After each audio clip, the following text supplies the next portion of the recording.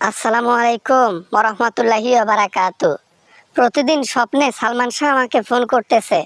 আমার ভয়ে শুধু হাঁটু কাঁপে, কাউকে বলতেও পারি না। আজকেও আবার ফোন করলো কেন? একজনের তো শাস্তি হয়েছে, ওয়ালাইকুম আসসালাম ওয়া রাহমাতুল্লাহি ওয়া বারাকাতু।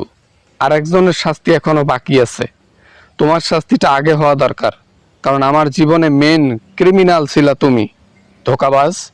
ধোঁকা আমি দেই নাই, নিজের ভালোবাসা রক্ষার্থে নিজের জয়ের জন্য যা করা লাগে সেটাই করেছি। আমি আসলে লোড নিতে পারতাম না তোমারে ভালোবাসা। তুমি অন্য কারো হতা বা অন্য কাউকে ছুতা, এটা পারতাম না, আমি লোড নিতে পারতাম না। একটা বউ একটা স্বামীকে অপছন্দ করতে পারে কেন? বাংলাদেশের ইতিহাসে কি কখনো ডিভোর্স হয়নি? তুমি যদি আমাকে ভালো নাই লাগতে পারে তোমার, তাহলে তুমি আমাকে ডিভোর্স কেন দিলে না? কেন আমার সাথে এমনটা করলা? আমি তো শুধু লোককে ভাড়া করেছি, ডনের সাথে তলে তলে সম্পর্ক করে তোমাকে উপরে পাঠাই দিয়েছি। আমি তো কিছু করি নাই, শুধু হুকুমদাতা ছিলাম আমি। আর কাজ করেছে ডন নিজে স্বয়ং, বুঝছো? মাত্র 12 লাখ টাকার জন্য একটা বন্ধু একটা বন্ধুকে উপরে পাঠাই দিল।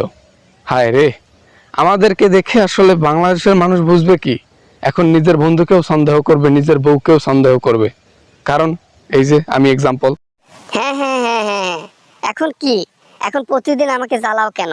আমাকে জ্বালাইও না, আমার ভাল লাগে না এসব। আমার নতুন জীবন শুরু করেছি, আমার নতুন ভাবে জীবন গড়তেছি। এর মধ্যে তুমি বাগড়া বাগড়ি দিও না। আমাকে উপরে পাঠাই দিয়ে পৃথিবীতে শান্তিতে বসবাস করবে এমনটা না। আমার মা কখনো ছাড় দেবে না, কারণ পৃথিবীর মধ্যে কেউ বিশ্বাস করলো বা না করলো ডাজেন্ট ম্যাটার। কিন্তু আমার মা কখনোই বিশ্বাস করে নাই যে আমার ছেলে এমনি মারা গেছে। সব কিছু মেন দোষ তো তোমার মায়ের। এই তোমার মায়ের সন্দেহের কারণে কয়বার যে জেলে গেলাম, কয়বার যে আবার ফিরে আসলাম, তার কোনো ঠিক ঠিকানা নেই। আবার দেখি সন্দেহ করতেছে, আবার আমাকে মনে হয় গ্রেফতার করানো হবে।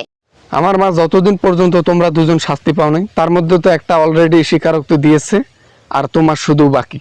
তুমি স্বীকারোক্তি দিলেই তোমার কেল্লা ফতে, তারপর আমার মা শান্তিতে ঘুমাতে পারবে, আর আমিও স্বপ্নে বিরক্ত করব না। আমাকে ক্ষমা করে দাও, মাফ করে দাও। যেহেতু তুমি আমার প্রথম স্বামী, দয়া করো আমার উপর, প্লিজ। তুমি তোমার মাকে গিয়ে স্বপ্নায়া বলো এসব আর যেন না লড়ে, কেস টেস সব যেন তুলে নেয় আমার তরফ থেকে। আমার মা জীবন চলে যাবে, কিন্তু তার ছেলের কখনো কেস তুলবে না।